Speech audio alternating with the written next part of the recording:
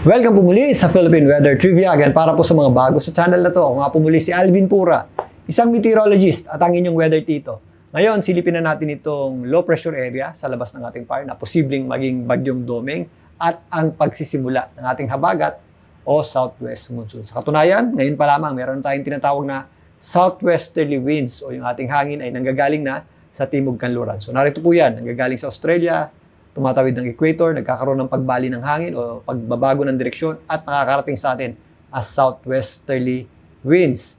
Ito po ay halos kaparehas na ng katangian ng ating habagat na kung saan yan po ay warm at moist at yan na rin po ang nagdadala ng mataas na tsansa ng pag-ulan dito po sa hilagang bahagi ng Mindanao, Zamboanga Peninsula, BARMM, kasama po dyan ng Soxargen, maging dito sa area ng Palawan.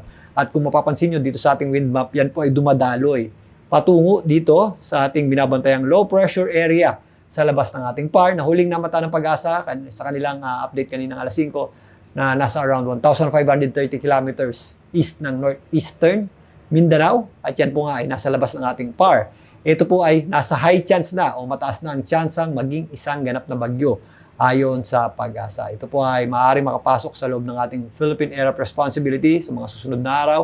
At yan po ay posibleng tawaging bagyong Domeng if makapasok na sa loob ng ating Philippine Area of Responsibility. Sa ngayon, hindi natin yan inaasahang maglandfall o tumama sa lupa, pero yan na po ang magpapasimula ng ating southwesterly na hangin at ng ating habagat. Talakayin natin yan mamaya, pero sa ngayon, silipin muna natin kung saan posibleng pumunta itong ating binabantayang sama ng panahon. So narito naman ang pinakahuling forecast track ng GFS o yung kanilang ensemble forecast track para nga dito sa ating binabantayang sama ng panahon. Sa kasalukuyan niya, yan po ay nandito pa sa labas ng ating Philippine Area of Responsibility at inaasahan natin ang unti-unting paglakas po niyan sa mga susunod na araw. Ito po ay kikilos ng hilagang kanluran papasok sa ating Area of Responsibility.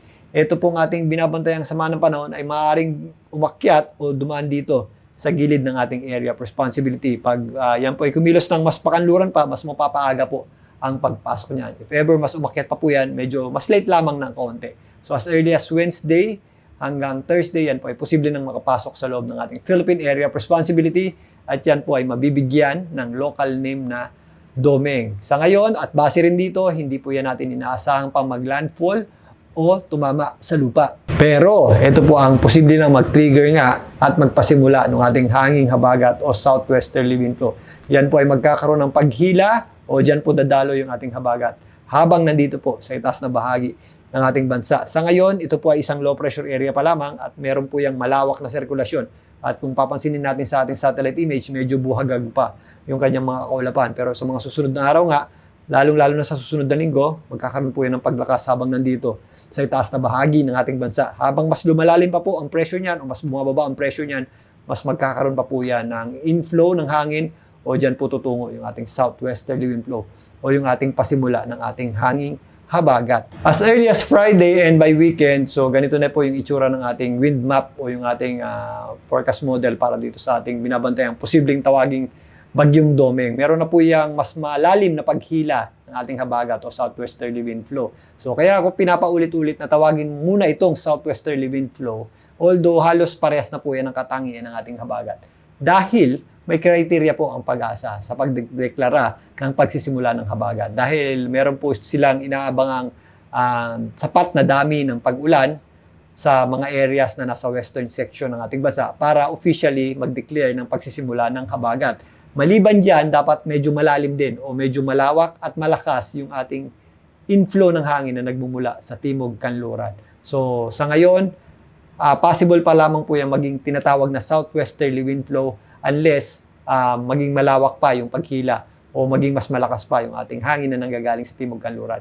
By that time, pwede na po yung tawagin ng habagat or officially, idedeklara na po ng Pag-asa na tatawagin na po yung habagat. Pero sa katangian po is halos parehas na po yan dahil ito po ay nanggagaling sa timog kanluran, magiging warm at moist na po yung ating hangin dyan na kung saan kakakibat na po niyan is ang mas magiging mataas na po yung ating tsansa ng pag-ulan. Magdadala na rin po yan ng pag-ulan dito po sa western section ng ating bansa, including Metro Manila. Depende po sa location nitong ating binabantayang sama ng panahon at doon sa ating axis ng ating habagat. So habang mas tumataas po yan, mas tumataas din po yung mga areas na affected nitong ating southwesterly wind flow muna bago pa tawaging habagat. Pero halos yan na rin po yan at malapit na po yan maging ating habagat o yun yung tinatawag nating southwest monsoon. Again, habang umakyat yung ating bagyo, tumataas din po yung ating axis ng habagat. Ito po ang mga areas na to ay warm at moist na rin po. So, mas feasible na po yan sa pagbuo ng ating mga kaulapan at mga thunderstorm. Kaya abangan po natin yan. So sa ngayon, narito po yung itsura ng ating satellite image sa mga kaulapang nakaka-apekto sa ating bansa. Ito po yung ating binabantayang sama ng panahon at low pressure area. Kung mapapansin nyo, meron tayong linya ng mga kaulapan dito.